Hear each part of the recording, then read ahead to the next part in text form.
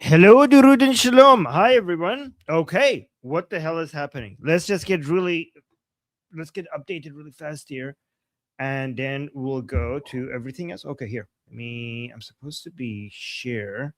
Let me do this. There we go. Okay, let's just really quickly before I spend time looking at what's in the chat and what you guys are saying. Right at the beginning, let's get a quick update of where we are so that we're on the same page, and then we'll talk about it. Okay. President Trump is making it clear. Wait, hold on. This is muted for me. There we go. That Iran must ensure its commitment to long-term nuclear honesty. And in a new Truth Social post, he writes this. Iran has informed the U.S. that despite troublemaking fake news reporting to the contrary, there are no tolls, no insurance costs, and no other charges of any kind being sought or received by Iran on ships traveling through the Strait. This is false information. Negotiations would end immediately. Trey Inks joins us live. Let's read this one more time. Iran has informed the U.S. that despite trouble making fake news reporting to the contrary, there are no tolls, no insurance costs, no other charges of any kind of being sought or received by Iran on ships traveling the Strait of Hormuz.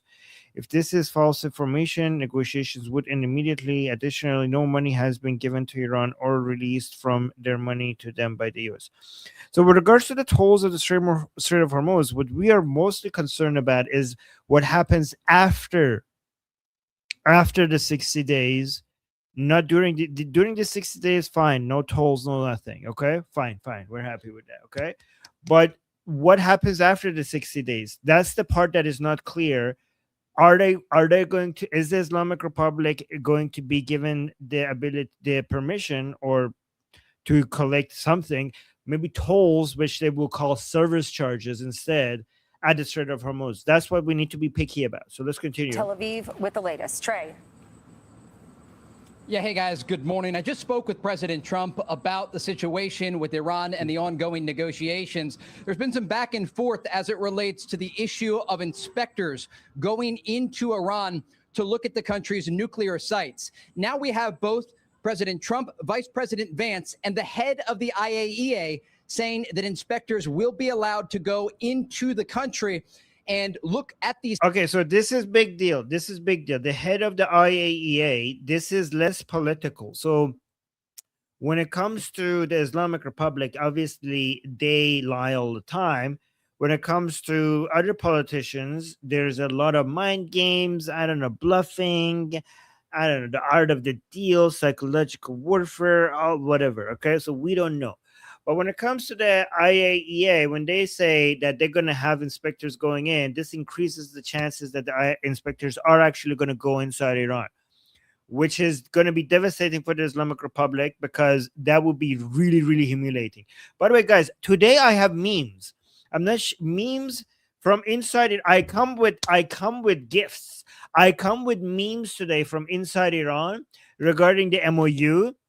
But I'm going to show it to you a little bit later as people gather around, like as it gets a little bit more busy here, because they're so good.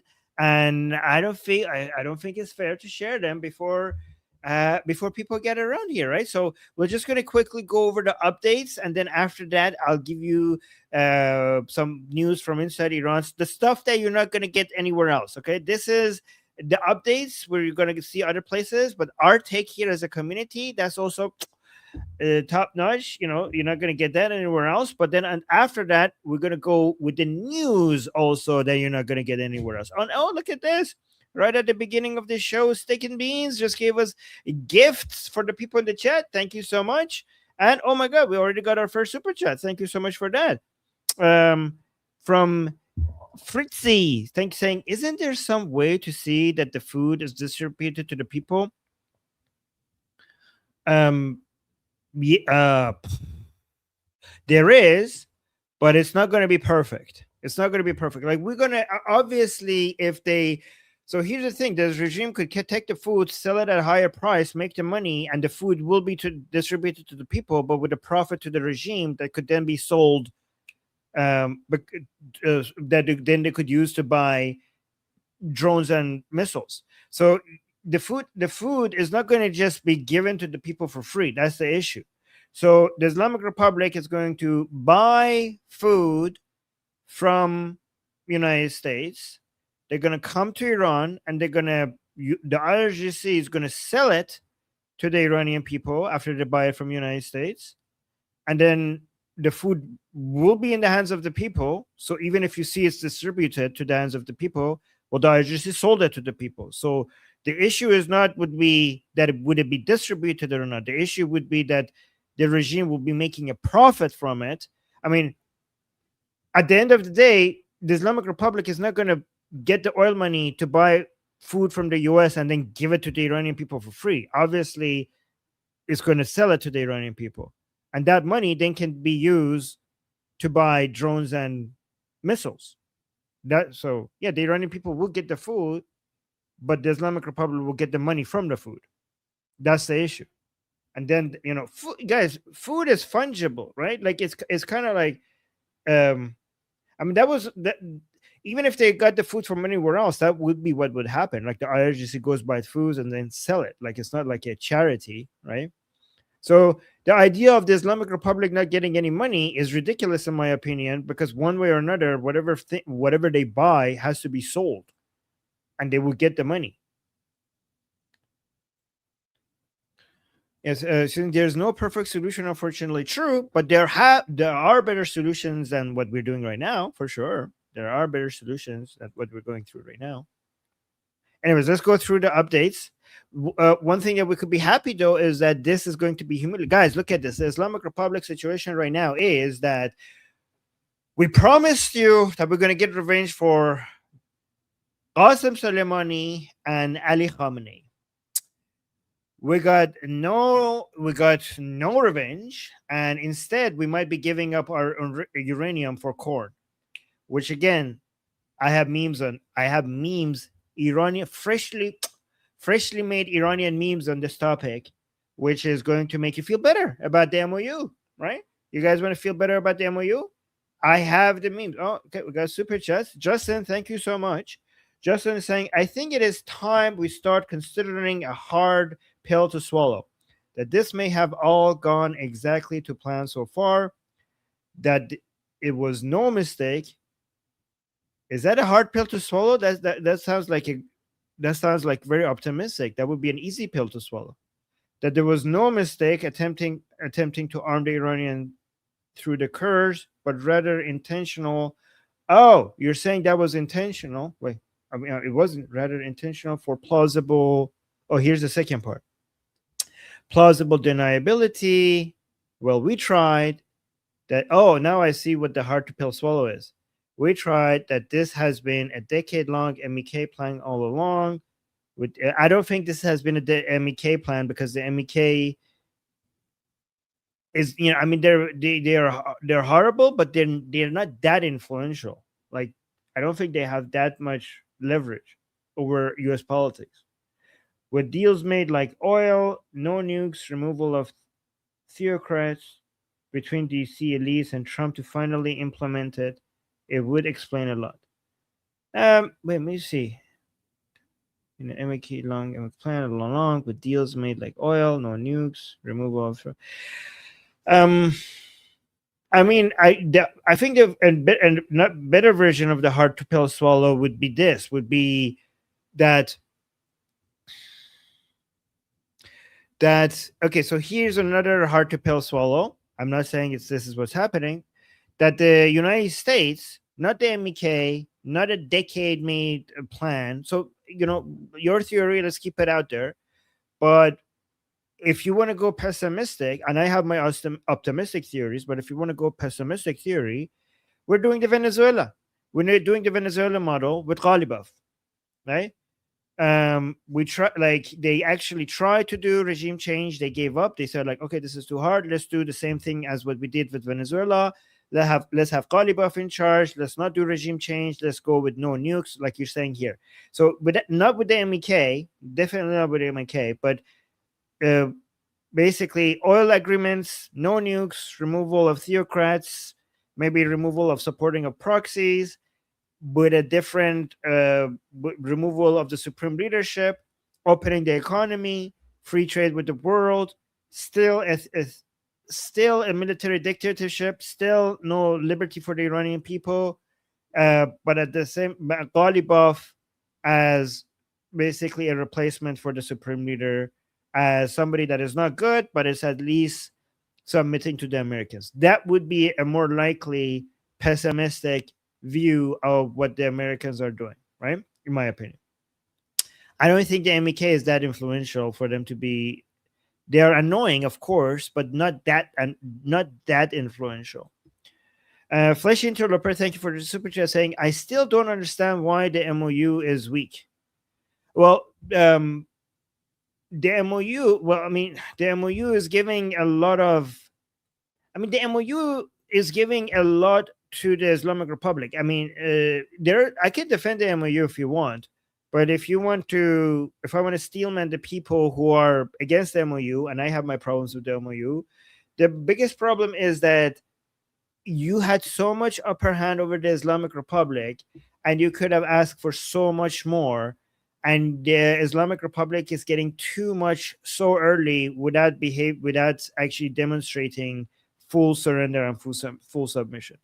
That is what people are saying. But again, I have my defense for it, and I have my criticism for it. I just did a live stream where we went over both of that with an expert from FDD. It was the live stream that I did right before this one. If you guys didn't watch it, I think it was a really good one.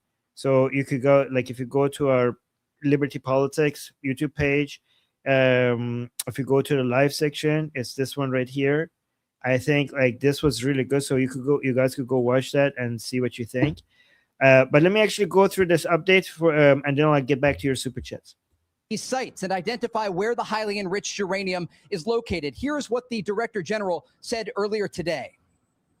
This has been signed, has been agreed.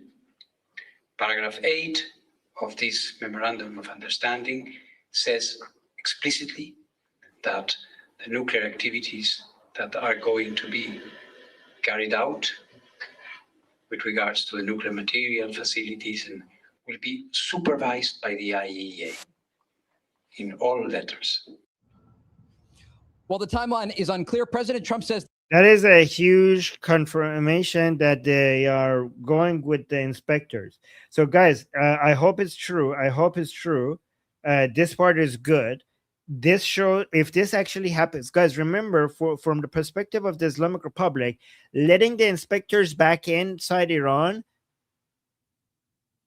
after they killed their supreme leader is a very humiliating thing to give into. Very, very humiliating.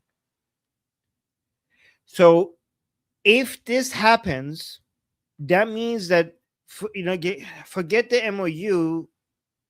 The United States has the upper hand. The MOU is just a written document that doesn't have that much of an enforcement. It doesn't bind anybody to do something. To me, it's more of a marketing document rather than a legal document. And the United States is the enforcer anyway. So whatever is written in the MOU, it's not as important as what happens actually on the ground and what the United States can and cannot get. So if we observe that the Islamic Republic is allowing IAEA inspectors in Iran, it does demonstrate that they are very, very, very desperate. And because it's really hard to, you guys saw the internal divisions within the Islamic Republic right now. That's just over the MOU, signing the MOU and negotiating with the Americans. Can you imagine how much they're going to lose their shit if they see inspectors being allowed back inside Iran? So basically the idea is forget the revenge for Ali Khamenei. We are fully submitting. And guys, here's another thing that we need to look out for. It would be even more devastating if some of the inspectors are American.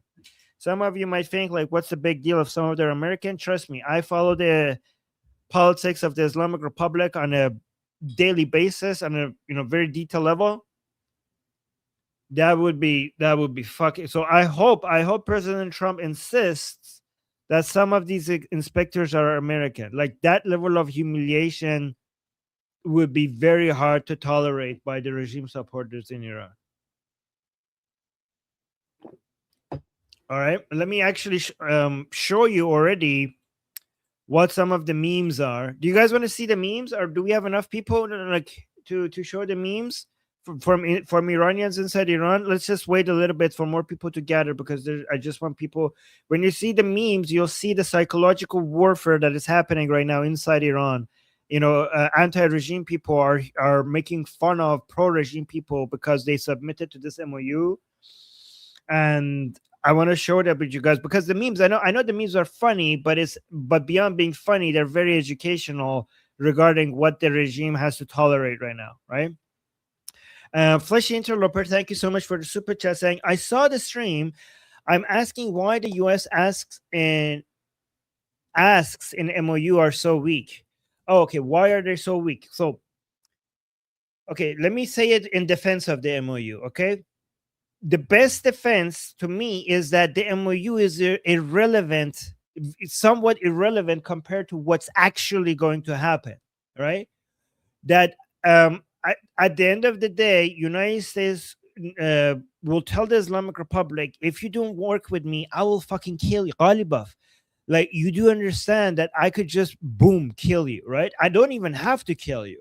I could just tell the Israelis like, hey, Bibi, you know the no kill list that we have? Yeah, okay. Ghalibaf, we just removed him from the list. You do you, okay? That's all it takes. Americans don't even have to get involved. The Americans don't have to get involved. They could just tell Bibi, who do we have on? Can you remind us? Who do we have on the no kill list? Oh, we have like Arakchi, Pezeshkian, and Ghalibaf. Okay, and that guy. Okay, well, here's an update. Ghalibaf, we just removed him. He's no longer on the no kill list. And then the Americans don't even have to do anything. They just have to sit back and watch, right? So Ghalibaf knows that. But Ghalibaf, if I'm Ghalibaf, I tell the Americans, like, okay, please don't fucking kill me. Thank you very much. I will do whatever you want, but you need to help me help you. And the MOU, if your question is why is the MOU so weak, my best defense for that is that the MOU was meant to be something that Ghalibaf could go sell internally without getting too much of a backlash. I mean, he's already getting a shit ton of backlash. So imagine if it was even more aggressive. Imagine if the MOU was even more aggressive. So the MOU is not the actual agreement. This is what this could be the defense. I'm not saying this is what's happening, okay? The MOU that they signed is not the actual agreement between United States and the Islamic Republic. The MOU is a marketing paper for Ghalibaf for internal consumption, and the actual agreement is something else between President Trump and Ghalibaf. That's the best defense for the MOU. Let me know what you think about it. And then we got another super chat here. Does that make sense? Let me know in the chat if that makes sense what I'm saying. Right? I give you everything, guys. I give you the optimistic take, the pessimistic take, the 5D chess kind of take, the non-5D chess take, all of it. Right? So, Stick and Beans, thank you so much for the super chat saying it doesn't matter if they show good behavior or not. That's why the MOU is like that. No one expect them to follow agreements. They can behave for 2 years and start again when everyone has already forgotten. That's why what we're hoping to see, yes, obviously the Islamic Republic, trusting the Islamic Republic is retarded, obviously. What we're hoping for is that what we take from the Islamic Republic is not just their words, but things. Not when we say behavior, we're not just like, hey, can you behave well, and then after all of this is done, they go back to usual. We want behavior that makes the Islamic Republic gives up things that are irreplaceable, right? Yes, there's their words, there's their behavior that can be undone, and then there's a behavior that cannot be undone. Obviously, if you trust their word, you're retarded. And obviously, if you are happy with behavior that they could undo, you're also retarded. But there's a third category here, which is behavior that cannot be undone. For example, giving up your enriched uranium, that cannot be undone, right? For example, ruining your reputation and destroying the position of the supreme leadership within the Islamic Republic, that cannot be undone, right? For example, again, these are very optimistic. For example, the IRGC losing its grip over the economy and having powerful I'm not saying this will happen. Okay, you know what? I'm not even going to say that because that's too pie in the high optimistic. But there are things that could be achieved that would inflict so much damage if this is done right, which I'm not saying it will. We'll see. But if this is done right, there is a type of behavior by the Islamic Republic that will inflict so much damage to their reputation internally and will cause so much internal tension, and it will disarm them to a degree that the damage cannot be fixed, right? So, for example, if the enriched uranium is taken out, okay, it would be $2 trillion of investment of the Islamic Republic after years gone, right? If again, and this is a big even if temporarily you manage to force the Islamic Republic to stop supporting Hezbollah, and then allow Israel. I'm not saying this is what's happening. Unfortunately, this is not what's happening. But if you force the Islamic Republic to stop supporting Hezbollah and then unleash Israel and Hezbollah while they're getting no support, we could reduce the power of Hezbollah to the point that going back to your behavior is still not going to be able to undo the damage that we have done. If we get Israel completely dominating southern Lebanon and eventually getting the Lebanese government fully in charge there, then even if the Islamic Republic goes back to its old behavior, we have already pulled out one of its few remaining teeth.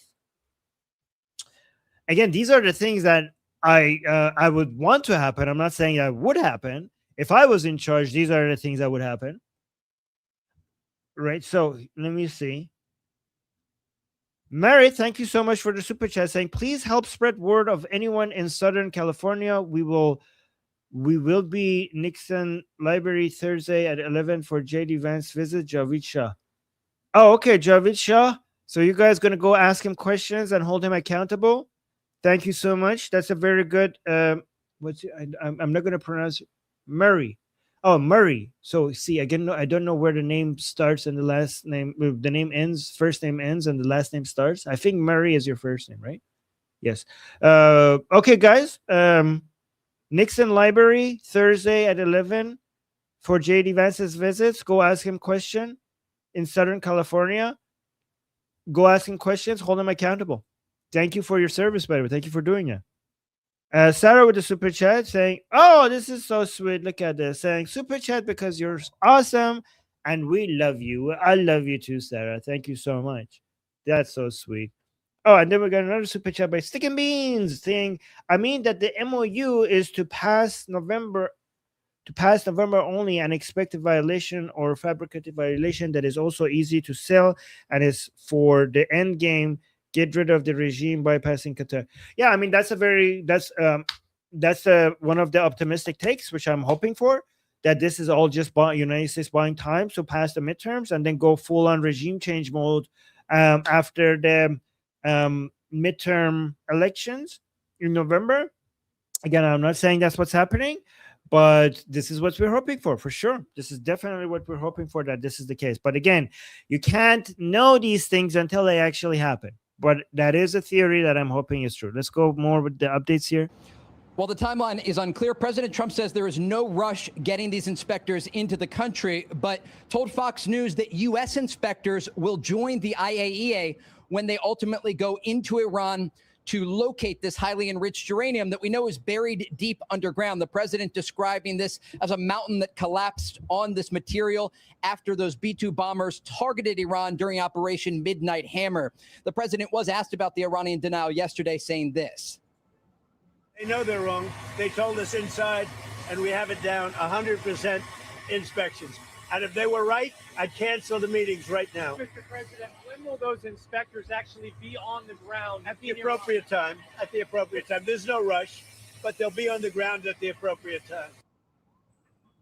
The president's remarks come as more vessels are passing through the Strait of Hormuz with millions of barrels of crude oil exiting the Persian Gulf each day. The ceasefire appears to be making progress on this front. Now, Secretary of State Marco Rubio is in the Middle East for meetings about the agreement and the path forward. He said this on Tuesday about Iran. If Iran makes a decision, if its leadership makes a decision that they want to be a country instead of a revolutionary movement that exports terror, they're going to have an opportunity to do incredible things in Iran. I'm not promising you that that's the choice they're going to make. I'm saying if that's the choice that they make, then there will be opportunity. By the way, guys, he went to the Arab countries and everywhere in the Middle East. So Rubio was there in UAE, and I think he was there trying to figure out how to convince the United States is still committed to protecting them against the Islamic Republic, because I think Rubio's job is right now is to deal with those concerns, because they, like a lot of these Arab countries, are panicking over the fact that if the United States is going with de-escalation and not regime change, then they would like to. Their entire economic model is now at jeopardy, completely at jeopardy, because any tourist, any investor, anyone who wants to do commerce in the UAE, for example, is now going to do so with this in mind, that okay, this is not as safe of a region as we thought. Like the UAE is not as safe, so people are going to they might think, like, given that the Islamic Republic is still there, if we go traveling to UAE, who knows at what point they might go back to war with the Islamic Republic. If I was like a big I don't know, restaurant chain, and I wanted to expand my restaurants in the UAE, I'm like, maybe not. Maybe I'll do it in Vietnam instead. Maybe this is a lot of. Maybe I was going to open, I don't know, a couple of stores there. And they're like, no, like, let's not expand it to UAE because this is not as safe of an investment. So this is very devastating for the UAE. I think that people don't underestimate how the damage is not just the missiles and drones and whatever damage that caused to Dubai or wherever else in the UAE. The damage is far beyond that. The damage is the loss of trust by tourists, investors, and industry leaders. And Shauna, thank you so much for the super chat, saying Qatar has too many claws in the US. Why did we allow pirates to form a country? I don't know. We have to go investigate the history of that. But yeah, Shauna, you're so correct. And I wouldn't be surprised if we will learn at some point that the Qatari influence on all of this is happening is a lot more than a lot of people. Like if it ends up being like if these negotiations don't go the way that we want, and we'll see, I wouldn't be surprised if Qatar had a lot to do with it, and the Qatari money had a lot to do with it. And then we have Fleshy Interloper. Thank you so much for the super chat, saying cynically, Trump will have moved on by November. Yeah, that would be a pessimistic take, that maybe by then this whole that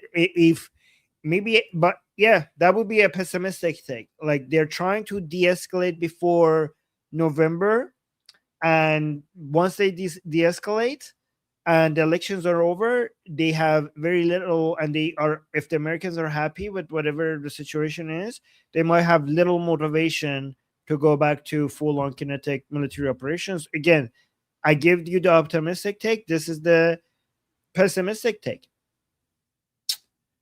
And yeah, Justin with a great summary. Thank you, Justin, saying Rubio equals MOU damage control. That's exactly right. That's what he's doing. Perfect summary. He's doing damage control. Perfect. That is a really good summary. Anyways, let's continue. I'm saying if that's the choice that they make, then there will be opportunity.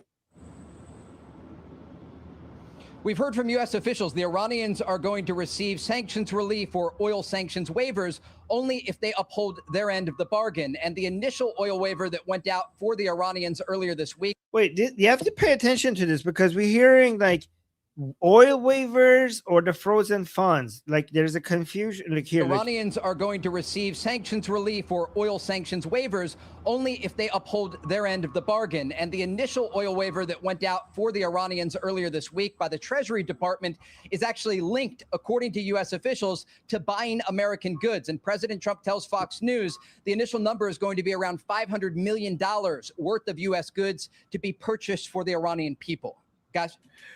So this is the very humiliating part for the regime. And let me just show you some of the memes. Okay, so these are freshly made Iranian memes on this topic. So this is the one. So we're getting corn and wheat. And these are the mullahs watching this. So I don't know. I like these. These are good. These are American food, but the Islamic Republic is good. There's the anti-regime people are now on heavy like making fun of humiliating the regime, like on social media inside Iran. Anti-regime people are now focusing a lot on humiliating the Islamic Republic for capitulating to the Americans for the sake of corn and wheat. And because they were supposed to end the United States, destroy Israel, so end Israel and crush the Americans and kill President Trump and kill Prime Minister Netanyahu and sink the USS Abraham Lincoln and send back thousands of American soldiers in body bags back to the United States. That's what they've sold. That's what they promised will happen in response to Ali Khamenei dying. And now instead, they're basically giving up on all of that for the sake of, I don't know, corn and wheat. So, so there's that. And then we have also popcorn meme. This is a good one that they have made. So I like this one personally. This is a good one. This is Mujtaba Khamenei with popcorn.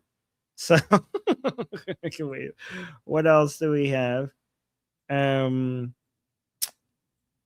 Yes, we have this one. So this is just the beginning. I hope like once I get more memes, I'll come and share it with you guys in the next live stream. The next one is a bit hard to explain. This is more funny in Persian. This one, Shahid Rahe Chosafid. So I don't know. So this one requires explanation. So in Iran, every time we have a martyr, you say the martyr in a way in the path of this, okay? The martyr in the path of that, right? So, for example, you have martyrs for the sake of education, or martyrs in the battlefield, or martyrs for this and that, okay? So they're saying Ali Khamenei is a martyr for popcorn. So he's the martyr for the sake of us being able to get popcorn in Iran. So that's another meme. And they made this one. This is the pro-regime people always like to show the hand of Ali Khamenei with his ring. Okay, so now we have this corn hand with Ali Khamenei's ring on it. I do have a video from inside Iran that I'm going to share with you guys later. But let's go back to watching the update before we go to the internal politics of the Islamic Republic. So, Trey, just for clarity, you're not talking about the frozen funds. You're talking about the funds that are earned because they're selling the oil at market prices for the first time in years. That money, is that what you're talking about? Or are you talking about the frozen funds that would be used to buy American products, primarily agricultural? So U.S. officials have indicated this will be frozen funds that will go into what is considered an escrow account that will have oversight. Wait, I mean, guys, this is a bit confusing. Like, he just said oil waivers, and now we're saying frozen funds. Didn't he say a few seconds ago that he was talking about oil waivers, like sanction waivers, so that they could sell their oil, and that's going to go to an escrow account where they could buy American food, and now he's saying no, we're talking about the frozen funds release. Did I mishear this? There seems to be a contradiction here. Frozen funds that will go into what is considered an escrow account that will have oversight from the United States and from Qatar, and the money is expected to come from that account. And again, we'll wait. What happened? Are both of those going to an escrow account to buy American food? So, guys, remember, when it comes to all of everything that the Islamic Republic is getting, we have the blockade removal, right? We have the sanction relief.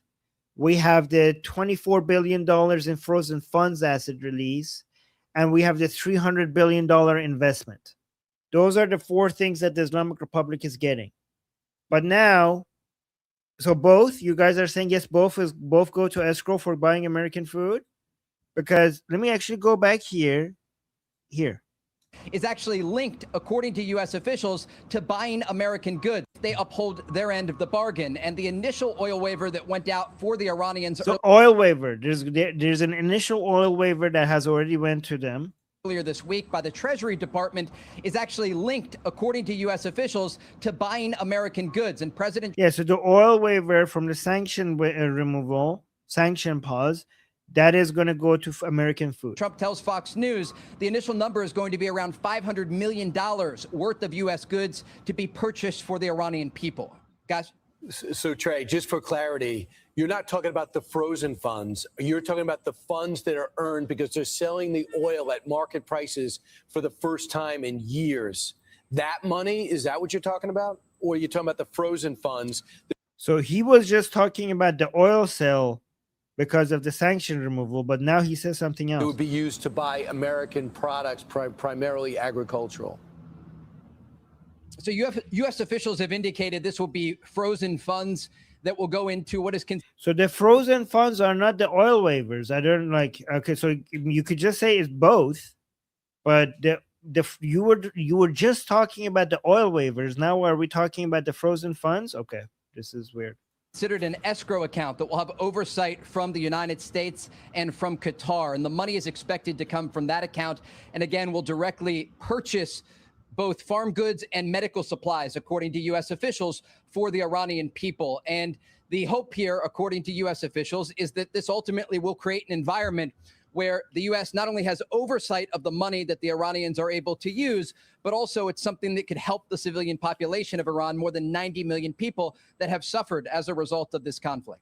Yeah, it's just so interesting, Trey, because we were told the same thing when it came to Hamas as well. And they took a lot of those products that was meant for the people and used it for themselves. So that's what I said. That's what I said yesterday. Now people are saying it today.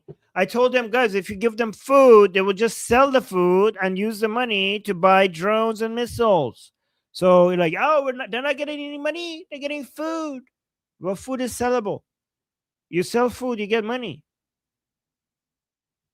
See, guys, we said like when this was announced, we immediately on this channel, we immediately saw the problem with it. Immediately. And now 2 days after, people are saying this. We're going to be following. Thanks so much. And they're giving our example as well. The Hamas guys, see, we were right. They're giving our example as well, the Gaza example. Okay, we got another super chat.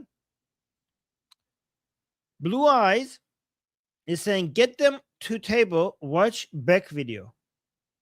Beck video. Glenn Beck video? Which one? Let me see. Where is the Supreme? This is my explanation. What's going on in Iran? Is that what you mean by Beck video? Are you talking about Glenn Beck? Okay, we could have that ready if that's what you guys want. But let me actually go to the IAEA and see what the hell is happening over there. Here, this one. This is big. 12 minutes after the top of the hour, President Trump stating that Iran must ensure its commitment to long-term nuclear honesty. Okay, this comes as the international and to economic Atomic Energy Committee, the IAEA, says their inspectors will visit the regime's nuclear sites. I would like an American in that cadre. Me too. Trey Yinks joins us live in Tel Aviv with the details. Good morning, Trey. Yeah, American. That's what we need. We need an American. And if that would be, guys, this is not just symbolic to have an American. There's a huge strategic interest in making sure that there is an American in there. Like, I think people underestimate how devastating that's going to be to the regime to have an American involved. Let me actually have some videos. Oh, guys, actually, before we go this, I have something really interesting that I just saw on X. Ooh, what is this? Gila Gamliel. Gila Gamliel posted this. And she's tagging Princess of Pahlavi. Gila Gamliel is a minister, a cabinet minister of Prime Minister Netanyahu. And he's posting a video, a 29-second video of Mark Levin while tagging Princess of Pahlavi on it. What is this? Let's watch this video. What is happening? Nothing here about the Iranian people anywhere. Did we not tell them that we would come and help them? Did we? Did we not mean it?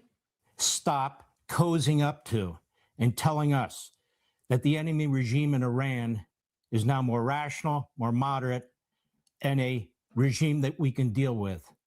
When just a few months ago, they slaughtered 50,000 people, they're still hanging young people today. Nothing here about the Iranian people. Okay, guys, what does this mean? Gila Gamliel, a minister on Prime Minister Netanyahu's cabinet, Minister of Innovation, Science, and Technology, Likud Party, posted this video by Mark Levin and tagged Princess of Pahlavi. Wow, what does this mean? What does it mean? What does it mean? Somebody interpret this for us.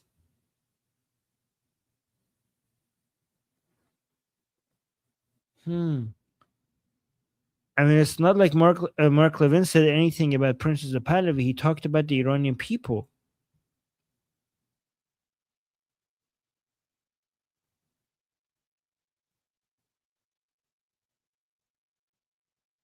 Interesting.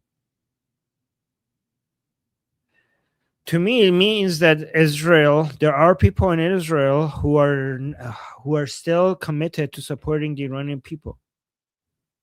So Mark Levin said the Iranian people, and Gila Gamliel, without saying anything, just tagged Princess of Pahlavi. To me, it means that a cabinet member of Prime Minister Netanyahu is saying that if you want to help the Iranian people, Pahlavi is the solution. So let's look at what Mark Levin said again. Nothing here about the Iranian people. Yeah, so Mark Levin is complaining that there was nothing in the MOU about the Iranian people. Like the Iranian people have been abandoned and forgotten. That's what Mark Levin is saying about the MOU. Anywhere. Did we not tell them that we would come and help them? Did we? Did we not mean it? Stop cozying up to and telling us that the enemy regime in Iran is now more rational, more moderate, and Yep. So this part, so look at this. These are two different videos, right? So two different segments. So the first part is that the Iranian people have been forgotten. The second part, Mark Levin is pointing out that there has been no regime change, that the people in charge now are as bad as everyone else, right? So this is not good. The people in charge are not the people who we're happy with. So Gila Gamliel, by posting these two segments, he's like, yes, don't forget the Iranian people. Remember Princess of Pahlavi. Princess of Pahlavi is the way to support the Iranian people. Also, these people in charge are shit. They're as cuckoo bananas as the rest of them. And the only way to support the Iranian people, the only leader for the Iranian people is Princess Pahlavi. That's what I'm getting from this. Is that what you guys getting from this? Stop cozying up to and telling us that the enemy regime in Iran is now more rational, more moderate, and a regime that we can deal with. When just a few months ago, they slaughtered 50,000 people, they're still hanging young people today. Nothing here about the Iranian. Yeah, I think this means a lot, actually. This, like, she wouldn't post this and tag Princess Pahlavi willy-nilly for no reason. I think this is a big deal. I genuinely feel this is a big deal. I think this is a message that the Israelis are still on the path of, they're not going to give up on this, and they're going to go all the way, and they're going the right way. I mean, at least Gila is. I know Gila has always been on the side of Princess Pahlavi. So let me continue with this here.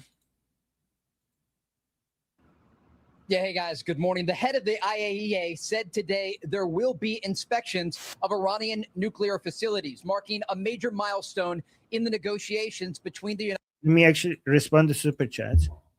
Blue Eyes, thank you so much for the super chat saying, yes, Glenn about how he negotiates Trump. It's a video with Miranda Devine, about 15 minutes. Okay, let me see. I don't know. Do you have the title of the video?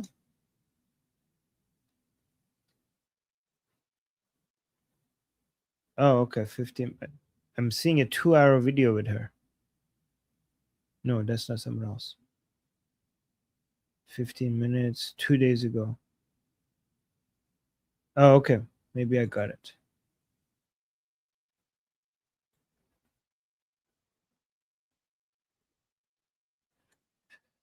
All right, I'll consider it. Let's see if we have time. And thank you for the super chat. Thank you. United States and Iran. He indicated that locating that highly enriched uranium remains a top priority. This has been signed, has been agreed. Paragraph 8 of this Memorandum of Understanding says explicitly that the nuclear activities that are going to be carried out with regards to the nuclear material facilities and will be supervised by the IAEA in all letters. While the timeline is unclear, this statement shows that while Iran says one thing publicly, there are clear agreements behind the scenes. President Trump was asked about the Iranian denial yesterday. They know they're wrong. They told us inside, and we have it down 100% inspections. And if they were right, I'd cancel the meetings right now. Mr. President, when will those inspectors actually be on the ground? At the appropriate time. At the appropriate time. There's no rush, but they'll be on the ground at the appropriate time. The president's remarks come as more vessels are passing through the Strait of Hormuz, with millions of barrels of crude oil exiting the Persian Gulf each day. The ceasefire on this regard appears to be making progress. Now, Secretary of State Marco Rubio is in the Middle East for meetings about the agreement and the path forward. He said this on Tuesday about Iran. If Iran makes a decision, if its leadership makes a decision that they want to be a country instead of a revolutionary movement that exports terror, they're going to have an opportunity to do incredible things in Iran. I'm not promising you that. Oh, he knows that they're not going to do that. Okay, but I think what Marco is doing is setting him up for failure. Like he's Marco knows the nature of the Islamic Republic, and he knows that this is not going to happen. Like the Islamic Republic is not going to change what it does. So he's saying, yeah, if they do this, they have this opportunity. But he knows very well that, yeah, exactly. If these are big ifs. Movement that exports terror. Leadership makes a decision that they want to be a country instead of a revolutionary movement that exports terror, they're going to have an opportunity to do incredible things in Iran. I'm not promising you that that's the choice they're going to make. I'm saying if that's the choice that they make, then there will be opportunity. On the issue of Lebanon, a fifth round of direct talks were held yesterday directly between the governments of Israel and Lebanon, aimed at normalizing ties between the two countries and disarming Hezbollah. Yeah, but who cares? Hezbollah is not at the. You could talk to the government of Lebanon forever and it will not achieve anything because the government of Lebanon doesn't have a army strong enough to push back Hezbollah. Like people are like, oh, we're making progress talking to Lebanon. Okay, you're not fighting with Lebanon. You're fighting with Hezbollah. What is that going to do? What is that going to do? Like, how is that going to achieve anything, guys? The only progress you could make in Lebanon is for Israel to keep pounding Hezbollah. That's the only progress you could make. There is no other way. There is no negotiations, meeting, paper signing. Lebanese army is not at all in a position to be able to do anything about Hezbollah. There's nothing they could do to Hezbollah. The only army capable of doing anything is the IDF. And any progress you want to make with Hezbollah can only be done by allowing Israel to just go all out against Hezbollah and finish the job. The only reason why Hezbollah is still a thing, and the only reason why Hamas is still a thing, is because the world keeps stopping Israel. Israel would have been gone by now if the world just like allowed Israel to do what Israel does best. Guys. Trey, thanks so much. Appreciate it. Got 100 questions for you, but I guess we're going to wait till the next hour. The Iranians are already putting in place tolling and insurance system. So they're ignoring everyone says don't toll, don't feed the strait. They're doing it. They're setting up systems. They're putting the system in to collect tolls. President Trump said if they collect tolls, he's going to get really, really angry. So we'll see if that actually turns into meaningful, boom booms, hopefully, or something like that. I don't know. Because the Islamic Republic is like slowly working towards creating a framework where they could collect tolls. They just say they're going to call it something else. They're going to call it service charges. Oh, we got a super chat. Thank you, Amir.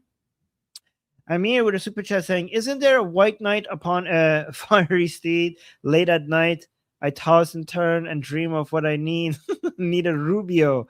I'm holding. I know this song. I'm not going to sing this, by the way. Okay. I suck at singing. I need a Rubio. I'm holding out for a Rubio until the end of the night. Okay, guys, just sing that. Everybody just sing that. Okay. I'm not going to sing. I need a hero song. But yeah, okay. I'm gonna show everybody here mercy. I'm not gonna sing it for you guys. Okay. Yes. I need a Rubio. Yeah. Yeah, we all need a Rubio right about now. Like now.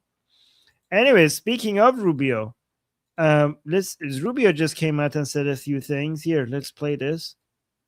He was missing for a while and now he's back. Our boy is back. Well, let me actually put this on full. Well, the only reason Israel is in Lebanon is because Hezbollah launches rockets and drones from there. They've made that clear, and the talks continue today. They started yesterday. They'll go on today. They'll go on tomorrow, and that's exactly what they're talking to the Lebanese about with our mediation, and that is our hope that the Lebanese armed forces and the legitimate sovereign Lebanese government will continue to be able to control and secure more and more of their own territory. Because how like I think Marco knows that they're not going to be able to, so he's just here like, yeah, we hope it happens, and then when it doesn't, can we go back to letting Israel do what Israel does best?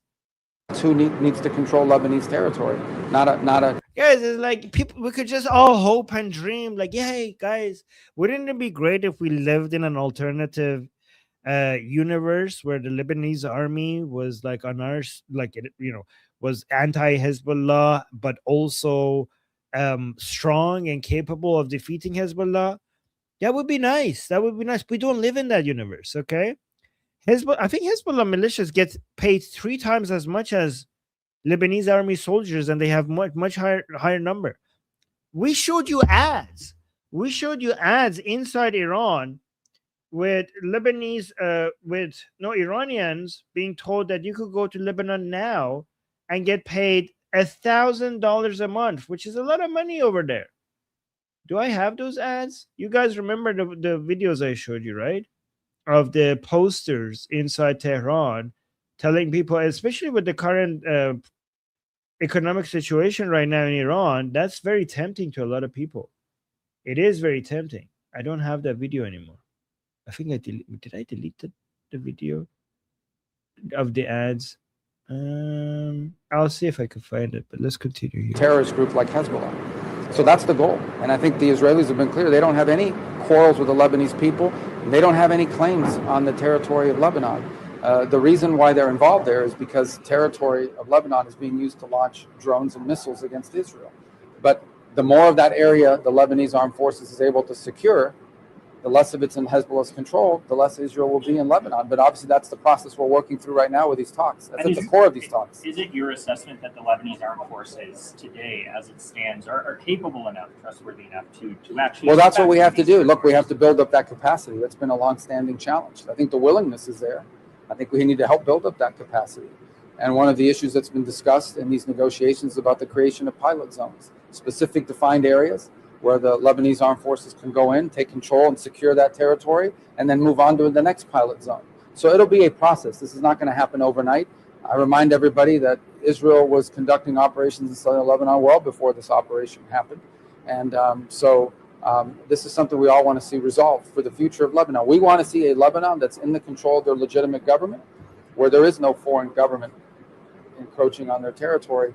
And I want to reiterate that the Israelis have told us, and that is the only reason why they're there is because Hezbollah is launching against their people. If Hezbollah wasn't launching against them, they wouldn't be there. Wait, we got a super chat. Thank you so much, Blue Eyes. Thank you for the super chat saying, Beck, a divine video shows how Trump negotiates. It's very eye-opening. They were getting nowhere. Midterm prices. He said, bring them to the table. Watch how he will flip the switch. No way he get bad deal. Okay, I'll watch that. I'll watch that. Thank you for the suggestion. I appreciate that. And then Auntie K, thank you so much. Auntie K from Florida saying, hey, nephew. Oh, my God, look at that. Hi, Auntie. Saying a TBN, Israeli new report from Israel today, there was a massive explosion in Lebanon, possibly one of their biggest drone facilities, and the IDF did not do it, saying sabotage from inside. Really? Okay. Well, I'm going to keep an eye on that. Thank you for telling me. If I see videos or news on that, I will make sure I show it here. That is interesting. Let me actually keep an eye on that. But let me... Look, obviously, anytime you enter into a negotiation, it's a process. There's more Rubio videos. Okay, I'm going to play... Okay, that's important if it's true. You know, let me just refresh here.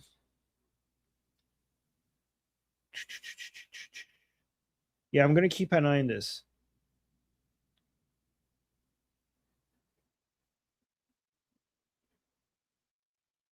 Okay, thank you. Thank you for telling me. I'm going to keep an eye on it, and I'll show you guys if I see anything about it, any videos or anything. But let's go to more Rubio. Amo Marco. Look, obviously, anytime you enter into a negotiation, it's a process of give and take. This is a temporary measure. It's for 60 days. And as a result, we expect them to live up to the commitments they made in Switzerland. If they don't live up to those commitments, the president has a lot of options at his disposal, including, I'm not saying he's going to do it, I'm saying including reversing these sanctions. They've made very straight up commitments in Switzerland, and the president has been very clear they need to keep those commitments. If they do, we'll keep forward. If not, the president will have options at his disposal for what to do about it. Let's hope they keep those commitments. Look, obviously, anytime you enter into a negotiation, it's a... So, let's see more Marco. Sorry, I was checking the news. Concerns at all that the GCC is planning to meet with Oman and Iran to discuss this new quote-unquote mechanism that the Iranians have floated? No, I think they'll be against it. I think the whole world will be against any mechanism that charges So yeah, they're talking about so guys, remember these are the issues. Now they're talking about whether or not the Islamic Republic will collect a toll. So as we remember, what's written in the MOU is less important than what actually happens. These are the things that we need to see. We need to see whether the Islamic Republic is going to be able to receive anything that they could use on buying drones or missiles or other types of weapons, right? Or anything that goes into enriching IRGC from this deal. Like would that happen, right? If that happens, that's that's something that we need to be basically against. Another thing is that how much Israel is going to be able to keep attacking Hezbollah without it being pressured to stop. That's a major point. Another point that we need to look at is that whether the Strait of Hormuz will be open and toll free. That's another thing to keep an eye on. The Strait of Hormuz will be open and ships will be able to go through at the same level as before the war, and the Islamic Republic not be able to collect any toll from the ships going through. That's another thing to look for, right? The most important thing to look for, is whether or not the enriched uranium is going to be diluted and then taken out of Iran.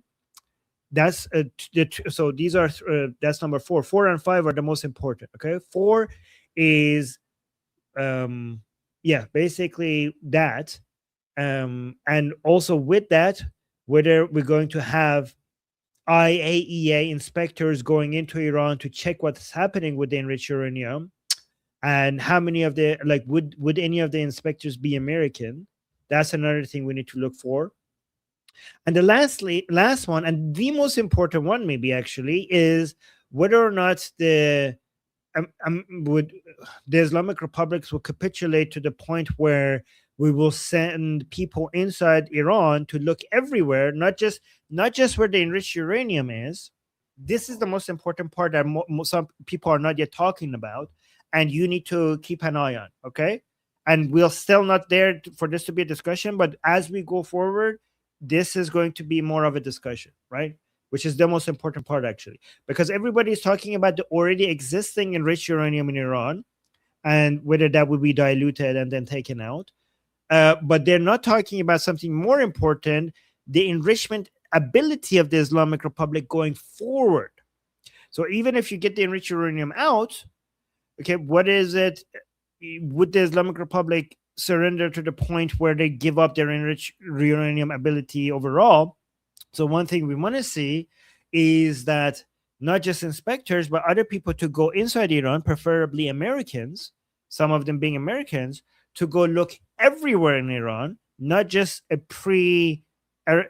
places that they had agreed to ahead of time. They could go look everywhere in Iran and constantly, always, continuously look for anything the Islamic Republic is doing to enrich uranium and destroy whatever enrichment facility the Islamic Republic has. Those are the main 5. Let me know if I forgot anything. These are, again, some people are like, Armin, what are you talking about? We want regime change. This is not what we want. Honestly, if you get these 5s, you're on your path to regime change. This is true. Oh, also, I forgot. 6 is the $300 billion. We need to keep looking at what that actually means, because different people are telling us it means different things. We need to keep an eye on that. What's going to happen to the $3 billion? Who's going to, is it just private investors? Is it only going to go to private businesses? Because I can guarantee you that if that actually happens, Ghalibaf is going to try to do privatization the same way the Soviet Union, the collapse of the Soviet Union and the privatization that came after that.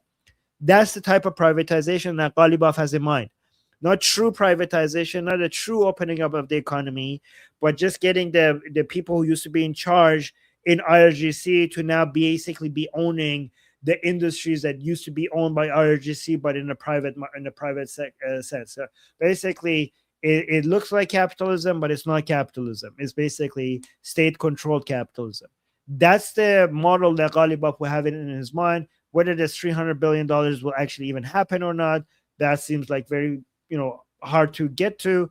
But especially given that we saw with the JCPOA, they made similar promises. They made up to $1 trillion they made it with the JCPOA, with the Obama deal.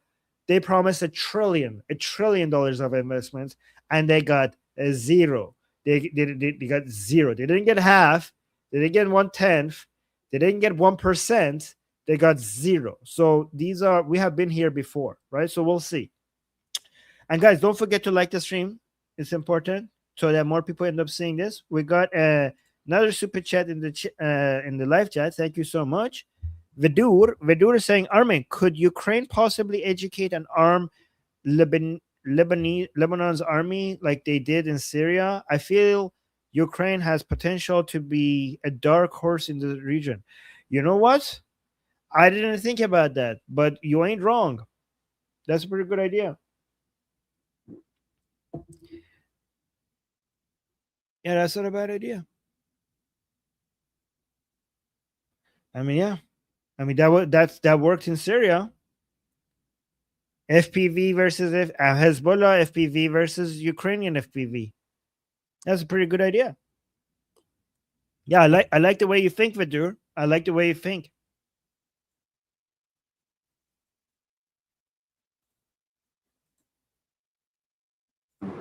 "Quote unquote" mechanism that the Iranians have floated? No, I think they'll be against it. I think the whole world will be. So we're talking about. Let's go back. The reporter is asking whether or not the Islamic Republic right now is introducing a mechanism to eventually collect tolls. Right now, they're not collecting tolls, but they're making a website, and they have a website and everything that you have to, like, if you're a captain of a ship going through the Strait of Hormuz, you have to go to this website and register and tell the IRGC who you are, where you're coming from, where you're going, what you're carrying, and then okay, good, go. And they're not collecting anything. But this framework that they're creating, this mechanism that we're creating, eventually, after the 60 days is over, they're going to collect a service charge. That's what the Islamic Republic, not a toll. Tolls, collecting tolls are illegal, and under international law, because this is a natural waterway. Okay, we're not going to collect any toll. This is what the Islamic Republic is saying, guys. Like, is it illegal to collect tolls? We won't collect tolls. We're going to collect a service charge. A service charge, you say? What services will you be providing? Is it mandatory? Yes, it's a mandatory service charge. And okay, what services can I get in return? You could get security services. We're going to protect you. And okay, what are you going to protect us from? You're going to, and the response is, we're going to protect you from IRGC. Okay.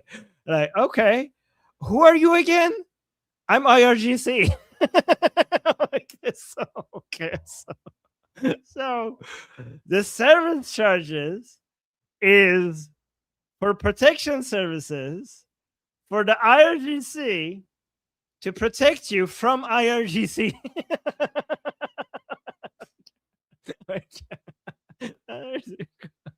There you go. That's the service charge. Oh my god, this is that's how the mafia works, I think, right? Is that how the mafia works? I think that's how the mafia works. Oh, Kevin, thank you so much. Kevin just gifted a membership for people in the chat. Thank you, Kevin. Always with the gifts. Yeah, extortion, exactly. Oh, they say mines. Yeah, we'll protect you from the mines as well. We'll tell you where the mines are.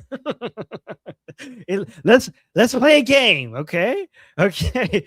We have put some mines around the Strait of Hormuz. Now you have two options.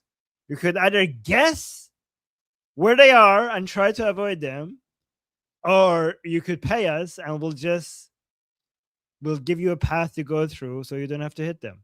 Right? So that's what it is. So again, this is what this video is about. Now let me actually play it. I've been waiting for it. Yeah, let's play it. Concerns at all that the GCC is planning to meet with Oman and Iran to discuss this new "quote unquote" mechanism that the Iranians have floated? No, I think they'll be against it. I think the whole world will be against any mechanism that charges money to use an international waterway. It's that simple. The president's already said it. That's not going to happen. When we mean open the straits, we mean open the straits free in international waterways. So we'll express that tomorrow. I am certain that not only will every country in the Gulf region be supportive, probably with the exception of Iran, but all the GCC members will be supportive, but the whole world will be supportive. I know of no country on the planet that supports tolling or a fee for the use of the straits. That's not going to happen. The president has been abundantly clear. Concerns at all that the GCC. Okay, so guys, you heard Marco. No, nobody's gonna accept this. Okay, so let's hold them by this promise. Hopefully, we'll see that. It's good that Marco is putting that out there. That there's going to be a discussion of the Save America. Okay, not this one. Not this one.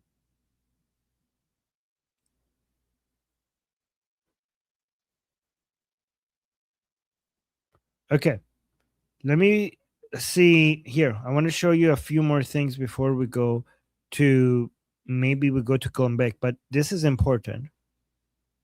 Oh, we got a super chat. Thank you so much, Ficklenut. Ficklenut saying, Armin, please make it short with the exact statement and it will go freaking viral. The service charges. Okay, wait. What minute was that? Okay, guys. So, okay, I need to make a note to my editor then. Okay, I'm gonna forget if I don't do this right now. Okay, so let me see. At the 1 hour 11-minute mark, no, before it actually, we should cut out the part with regards to the service charge. I mean, cut it and make it into a clip. I mean, okay. So we'll see. Thank you guys for the recommendation. Okay, let's see what this is. So, Iranian Judiciary Chief Ghulam Hossein Mohseni Ejei said the United States and Donald Trump could not be trusted, calling the U.S. president an arrogant, conceited, selfish, vindictive, vile, and unfaithful to the agreement. He added that officials are following the line set out by Mujtaba Khamenei to pursue talks in good faith as a way to protect the country's interests. Okay. Well, I don't care about that, actually. Let me go. Did we play this video about Marco Rubio? Let me ask you about Hormuz, if possible. Can the U.S. and allies, can they guarantee navigation, freedom of navigation in the strait? Well, that's the law. It's an international waterway. No country is allowed to charge tolls or fees on an international waterway. That's existing international law. That's the way it is in international waterways all over the world, and that's the way we expect it'll be here. So I don't think we have anybody to convince around here in that regard. I think all the countries in this region would agree with us. All right? See you tomorrow. Thank you. Okay. Don't leave us, Marco. Marco, please stay. Okay. Wait, here. This is a video I think it's important to share with you guys. So these are the religious, processions for the month of Muharram for Hussein, or, bullshit like that, by, these Shia Durka jihadis inside Iran. So look at what they're saying now. So this is some of the internal politics of the pro-regime Iranians against the regime. All right. So let me show this to you guys here.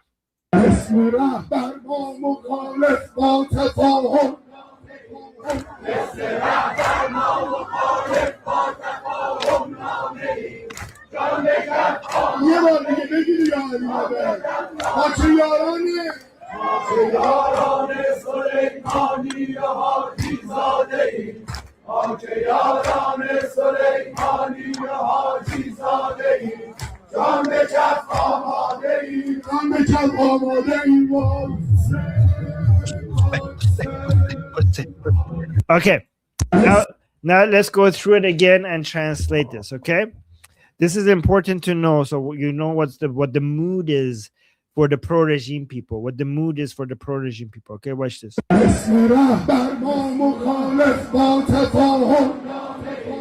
So they're saying, مثل رهبر ما مخالف با تفاهم نامه ایم. Saying, just like our supreme leader, we're against the MOU. Remember, the supreme leader put out a letter and said he was against the MOU, fundamentally against the MOU, and he put it out there like a coward because he did it. Like, guys, he or whoever's speaking for him was such a fucking coward because before the MOU was signed, they put out a statement and saying that they completely endorsed the negotiating team and Ghalibaf before the MOU was signed. And then the MOU was signed. Then they put out a statement out there saying he was always fundamentally against the MOU. What a fucking hypocrite! What a fucking coward!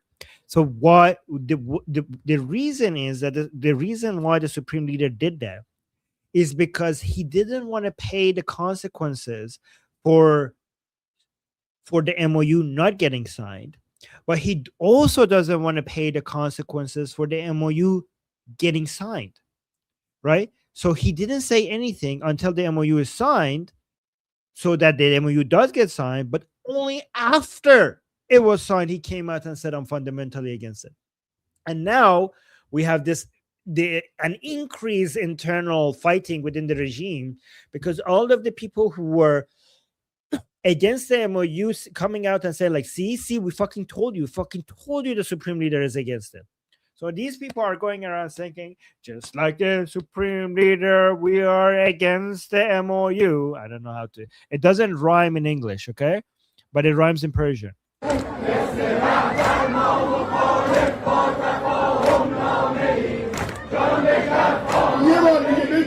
Oh, this part is interesting. He's saying, Jan bekaf amadein.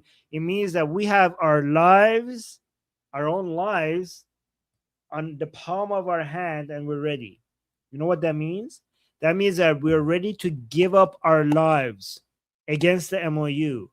These people are saying that we are ready to die against the MOU for the sake of the Supreme Leader.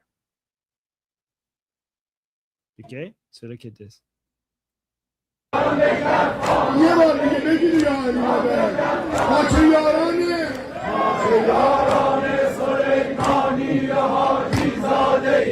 So it's a Maki Yarane Soleimano Hajizadeh, saying like, we are the people who are the friends and allies of Soleimani and Hajizadeh. Soleimani is Qasim Soleimani, the first Kutlet. Remember the first Kutlet? Hajizadeh, it was a later Kutlet. He was the head of the aerospace of IRGC. Very important person. He was also martyred, and his replacement is now Musavi. So like, we the people who are allies of Soleimani and Hajizadeh.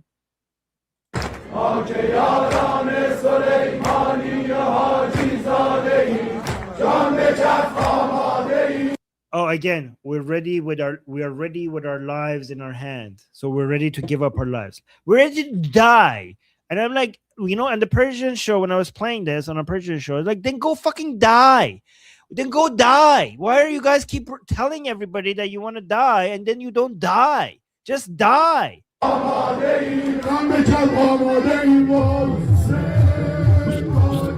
So now they're saying, "Boy, Hussein."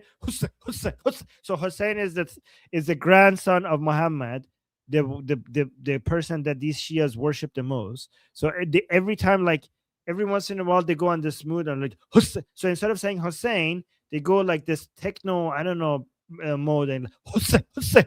So they're saying Hussein in like, look at this here.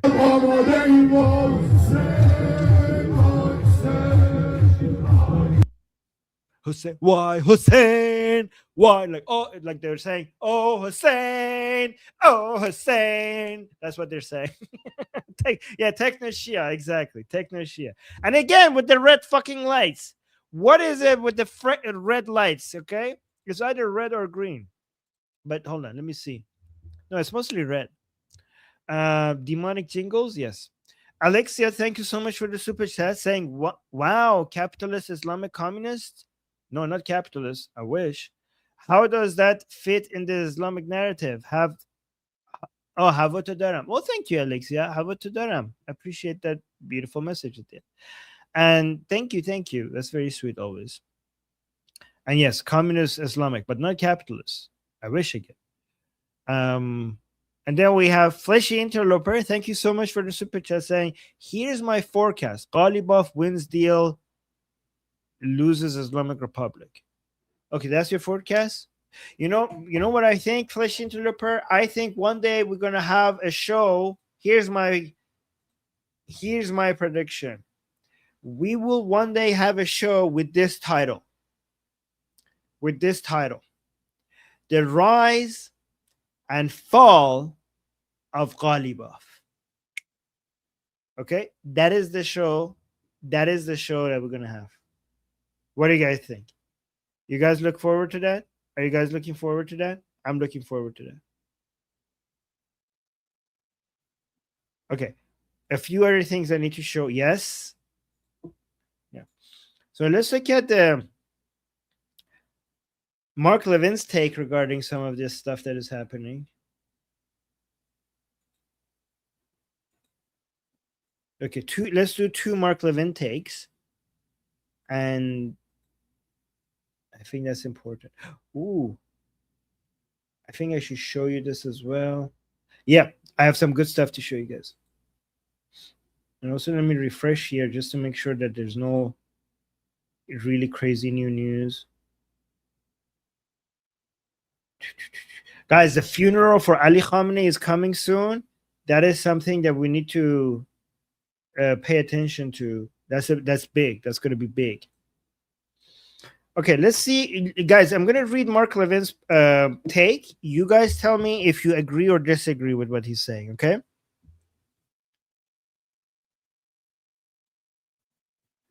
Okay, Mark Levin is saying the Iranian regime will now receive more money from this deal in a single year than Israel receives in 10 years. Oh my God. This is a very pessimistic look at what's happening here, right? So let me read this again. The Iranian regime will now receive more money from this deal in a single year than Israel receives in 10 years, nearly all of which buys military equipment from American companies. Yeah, Israel spends any money that it gets from the United States buying equipment from American companies. 10 years worth, these what the Islamic Republic will receive will go to undo all of that. Saying Israel is actively and aggressively focused on complete economic and military independence. It does not want to be treated as a sterling partner in war, but a belittled punching bag the rest of the time. It does not want to be treated as a sterling partner in a war, but a belittled punching bag the rest of the time. I think it means and. Shouldn't there be an and here? I think he meant and here. And a belittled punching bag the rest of the time. Right? I think this is and. Am I mistaken? And then say, just listen to what's said about Israel by Democrats, woke right, podcasters, TV hosts, and even some of our friends. I feel we will regret this as we grow closer to countries like Qatar, Turkey, Saudi Arabia, and Pakistan and go down a narrow and dark path.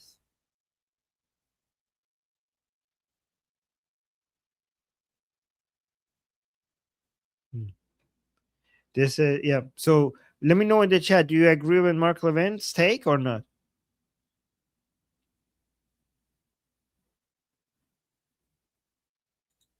And then we have another Mark Levin post here. Let me know if you agree with this. He's saying, and this one is a doozy. What about ballistic missiles? How are discussions going on with ballistic missiles? Oh yeah, that's another thing I should have mentioned in my list that I gave you. Ballistic missiles are off the table. It's a fact. The most deadly conventional weapon in Iran's conventional weapons inventory is not an issue at all. And the regime can use its billions in new revenue to build thousands more. Defend it. Okay, off to dinner. Enjoy. So, yeah, every word. You guys agree with every word?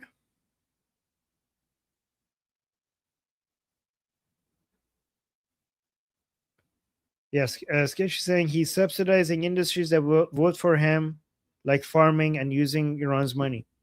Yeah, but well, that's an issue though, right? Because that wasn't the plan. So, I think that I think, like, as much as I enjoy the Islamic Republic losing, and I think the Islamic Republic is a clear loser in this, but we could have had so much more. We could have had so much more. The plan wasn't, I mean, guys, when the IRGC buys American foods, it doesn't go to Iran and just puts it out there for free. Obviously, when the IRGC comes and buys American food, then they're going to go to Iran and sell it. They're not going to buy it and then give it up for free. They're going to come buy the food and sell it. So people are like, oh, no, they're not going to get any money. They're not going to get any money. They're going to get food.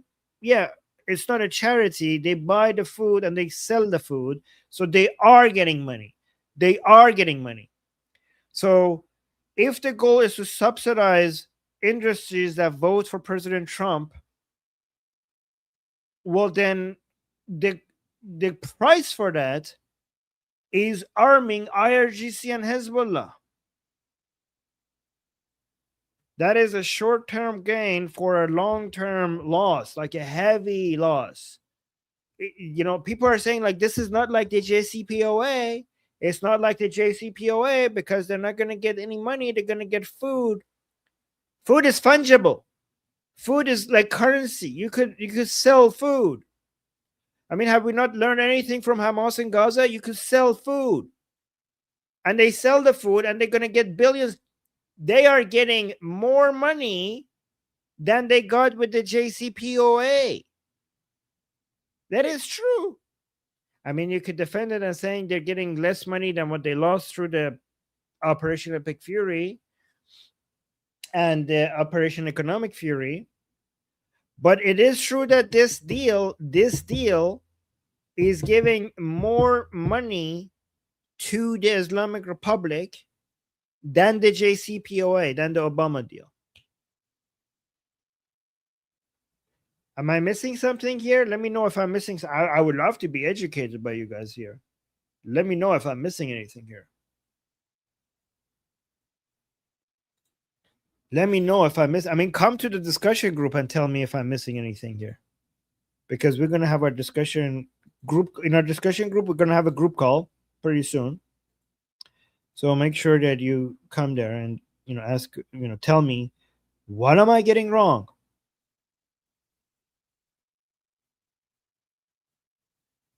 So we have a question saying, but can't US shoot them if they take the food? I mean, no, I mean, they are supposed to take the food. They're supposed to come and give their vouchers, get the American food, take the food, and they're supposed to then sell the food. Like, they're not supposed to, the expectation is not come buy food from us and then give it out for free. They're supposed to put it in the market. Who puts it in the market? IRGC puts it in the market. So when the Iranian people go buy the food from the stores, the money will go to the IRGC.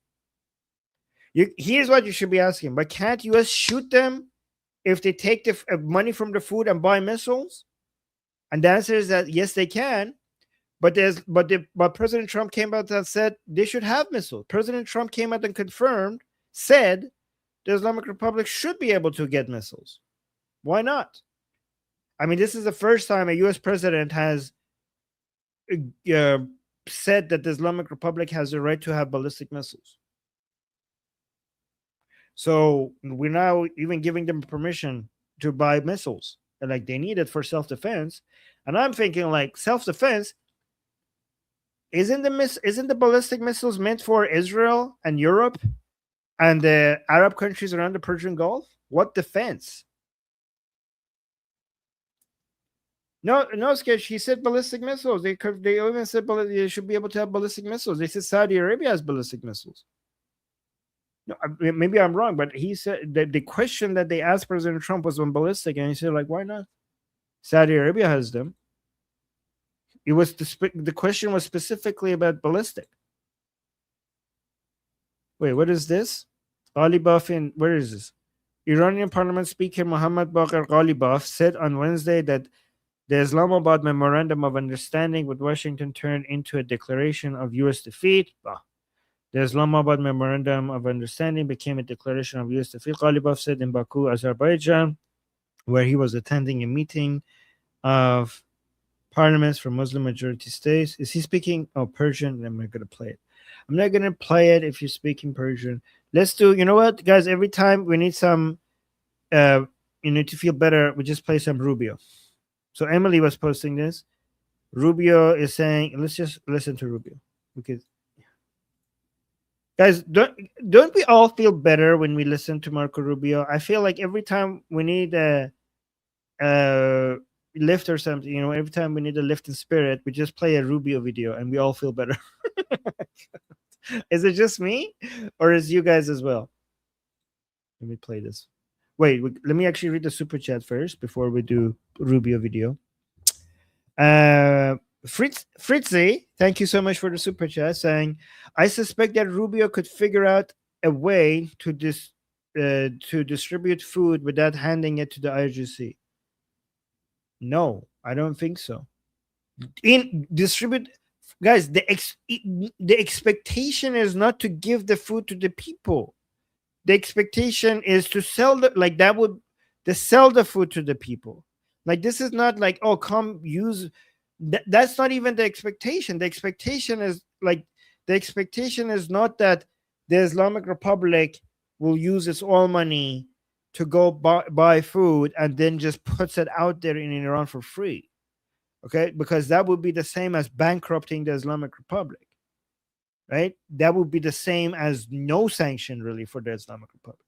The expectation is like, come buy food from us and sell it to your people. And there is no distribute. Like, I don't think there is in Iran distributing mechanism. Like, guys, the Israelis, with all of their military might, with all of their intelligence and all of their expertise around their own region, had a very, very difficult time distributing food in Gaza, in the tiny, tiny little area called Gaza. That was a fucking nightmare, right? So you think that the only thing that could distribute food effectively in a country as big as Iran is the free markets. There is no mechanism to distribute food to 90 million people other than the free market. So no, there is no mechanism. It doesn't exist, because if it did exist, something like that, then Israel will be able to figure that out, how to do that in Gaza. So think about the nightmare of distributing food in Gaza is like, and then try to do that with 90 million people over the entire country of Iran.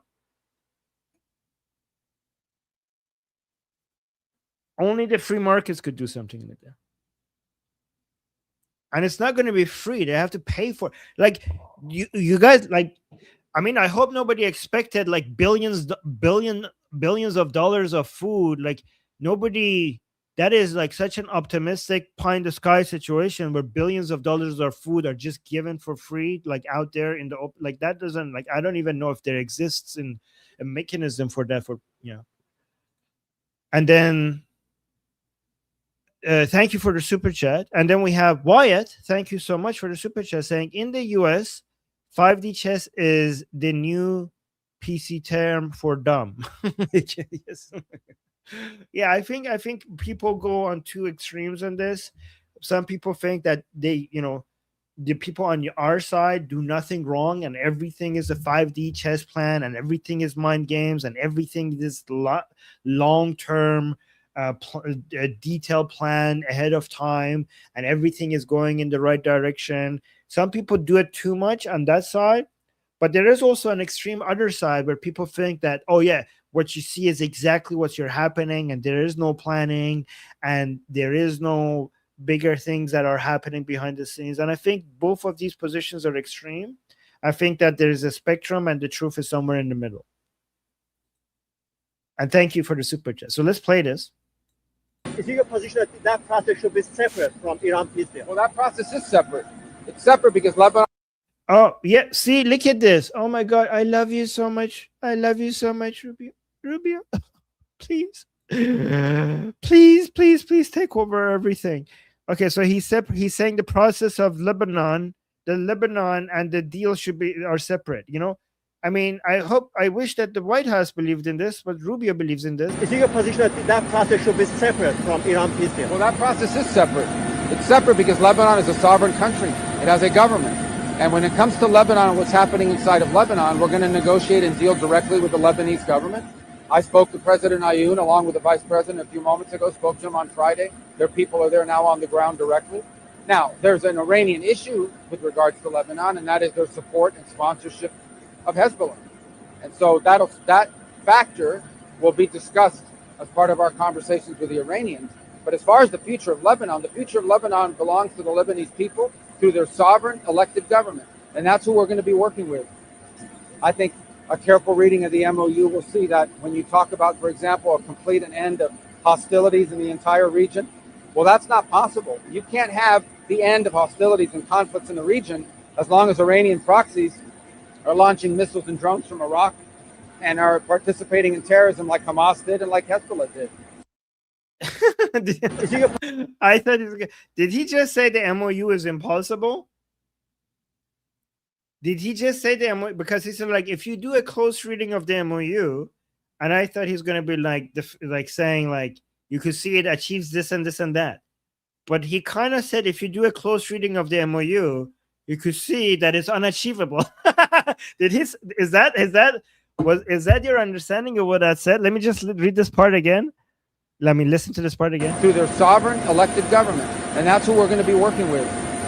I think a careful reading of the MOU will see that when you talk about, for example, a complete and end of hostilities in the entire region, well, that's not possible. You can't have the end of hostilities and conflicts in the region as long as Iranian proxies are launching missiles and drones from Iraq and are participating in terrorism like Hamas did and like Hezbollah did.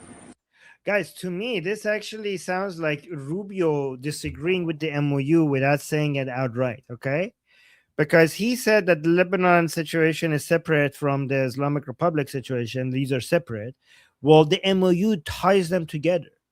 The MOU signed by the White House and the Islamic Republic connects them together. They're not separate. They made them, and this was one of the criticism for the MOU. Like, the Islamic Republic wants to tie these together. Why is the U.S. allowing them to get tied together, even though they should be two separate things? It's none of your fucking business, Islamic Republic. It's none of your fucking business what's happening in Lebanon and what Israel is doing to Hezbollah. That is a different, you mind your own fucking business. That should have been, one criticism for the MOU is, like, you shouldn't have acknowledged, you shouldn't have allowed the Islamic Republic to tie these with each other. So the first part of this, when Marco Rubio is saying that, yeah, they're separate, to me, that's a statement against the MOU. And the second part where he's saying, like, oh, if you read the MOU closely, I thought he might say, like, oh, you can see the MOU achieves this and that, like defending the MOU. But then he said, you can see that's impossible. Like, the Islamic Republic is going to do this and that. And it will make this, what is written in the MOU, impossible to achieve. So to me, maybe I'm reading too much into this, and let me know if I am. To me, this sounds like the best way Marco Rubio could express his disagreement with the MOU without actually expressing his disagreement with President Trump, because he needs to walk a fine line here. He needs to basically show you what he believes in, but without actually disagreeing with his boss, because he is serving the president at the end of the day. Is that your understanding as well? That's my understanding of what just happened. Wait, let me see. We got a video here. Let me play this. As you know, we just achieved a historic peace agreement with Iran to end the conflict in the Strait of Hormuz. And by the way, yesterday, 19 million barrels of oil flowed out of the Strait of Hormuz, a very beautiful place. That's the most oil in the history of the Strait. No, it's never been any, you've never seen anything like that. It's called an oil gusher. And most importantly, we are ensuring one thing very importantly, because this is why I did it. I did it for this reason, 99% for this. Iran will never have a nuclear weapon, and they've agreed to that. But remember, this wasn't easy. We had 47 years worth of presidents and other people, other countries too. We're not the only one that never did anything. They were the bully of the Middle East. And now we're leaving Iran with no Navy, no Air Force, no anti-aircraft, no missile capability, no nuclear program. We're leaving them without any nuclear capacity, and they've agreed to that. And we're getting along quite well, although if you read the fake news, you never know. Think of it, the fake news, they have no army, they have no navy, they have no air force, they have no anti-aircraft. We can fly over Tehran just at will. Nobody going to do anything to us. And then I read the fake news that they're doing quite well. They're not doing quite well. These people right there, look at all of them. Whoa, whoa, whoa. That's a lot of press. That's almost as much press as Bo had at the White House last week when he knocked out his opponent in the first round. Right? I think you had more. Bo had more press. But the Iran economy has been crushed and their defense industrial base has been damaged so severely that it'll take them many years to rebuild, many, many years. And now we're trying to work out a deal that's fair. Okay, wait, I have more. But before I do that, let me respond to the super chat. Thank you, Kelly Fortune. Thank you so much. Saying problem is 67% of Americans support a deal. That leaves Trump with few options. Can't go big without support. That's what needs to change. The American people have to want it. 9/11, Pearl Harbor. Okay. But let me ask you this, though. The American people, this is what you could sell to the American people, because if the American people won't support like a ground invasion of inside Iran against the Islamic Republic, like what the United States did with Saddam, that's what they won't support. But what about this? What about selling them this? What about selling them this plan? I think this might get a huge support by Americans. If you tell the Americans that we're not going to do a ground invasion inside Iran, our plan is to arm the Iranian people under the leadership of Princess Pahlavi, who is pro-American, and the Iranian people are pro-American. Show the American people how pro-American Iranian people are, and how pro-American their leader, Princess Pahlavi, is, and say, we are going to arm them, vet them, train them, and arm them against the regime. And we don't need to send boots on the ground inside Iran.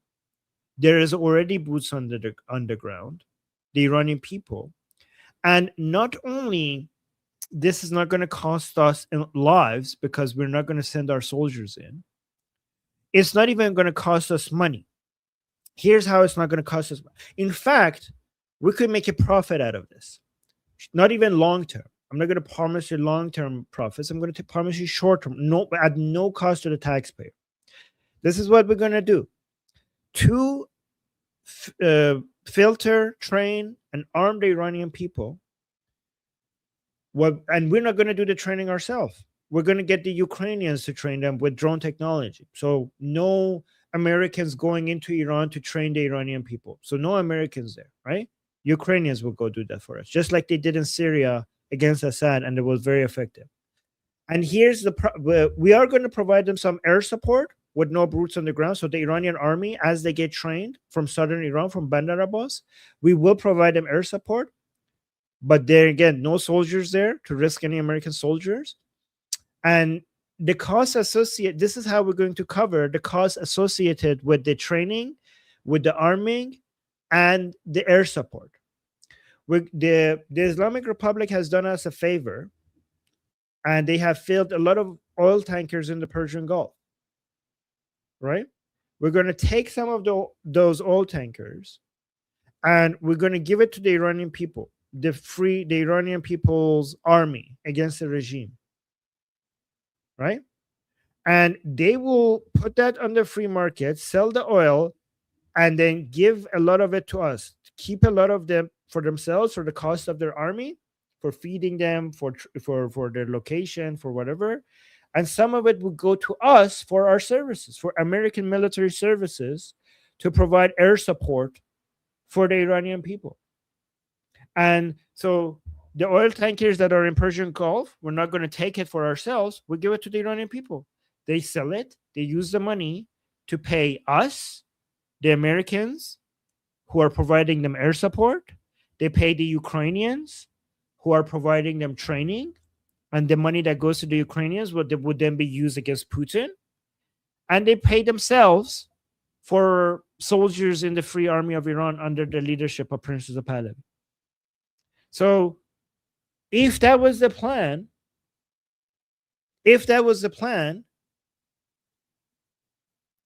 then I think there would be so much support for it, because no American lives at risk, no American tax money at risk. In fact, you could say we would make a profit out of this. You could sell that. And if you say, I think you're getting ahead of yourself, Farman. Everything I literally said has been done. In fact, smaller versions of it and bigger versions of it has already been done. And this is, tell me where I'm wrong. This is a fantastic plan. This is a fantastic plan.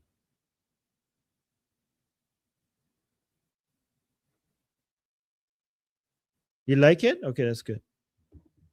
And I don't see any flaws with it. And I see zero flaws with it.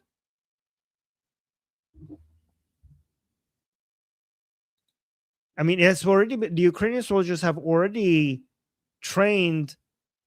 Ukrainian soldiers have already trained opposition to Assad in Syria, and it worked beautifully.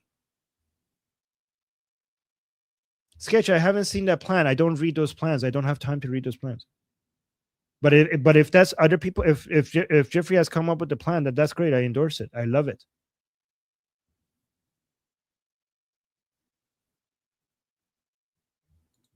Anybody else who agrees with this plan is great.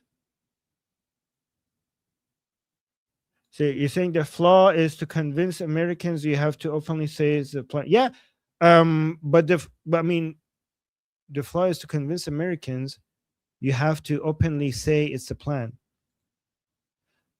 Yeah, that's a flaw, I guess. I mean, you're exposing your plan to the Islamic Republic.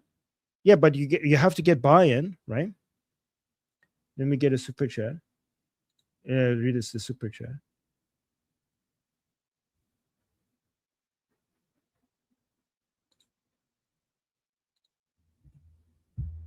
Kelly Fortune, thank you so much for the super chat, saying I fully support all that and more. To be honest, I think Trump does too. We just need to keep working and changing minds. It's also entirely possible IRGC will overplay its hand and give us the reason.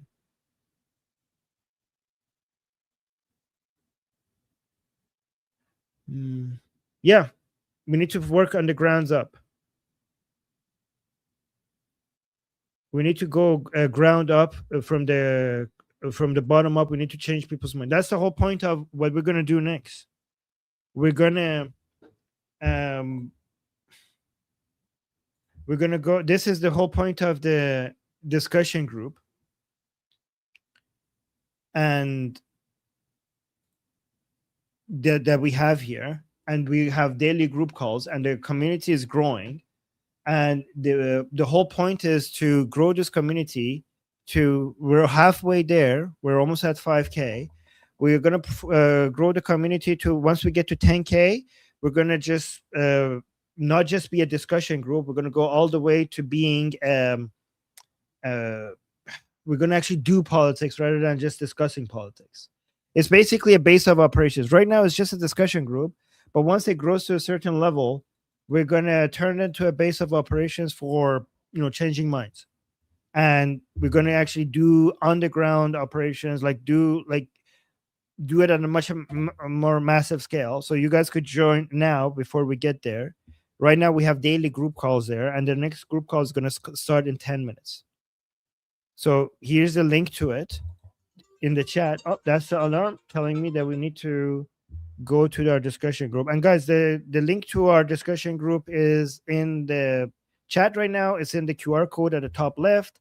It's pinned in the chat. It's in the bio of our YouTube channel, Liberty Politics, right at the top here. You could go get the link over there. And yeah, it's also in the description. And yeah, we're going to do that now. So let me just go get ready for that now. And I'll see you guys in 10 minutes, okay? All right, guys. Thank you so much for everything. And I'll see you guys soon. And until then, say it with me. I'm Israel Chai, Slava Ukraine, Cuba Libre, Long live America, Javid Shah, Payende Iran. See you guys soon.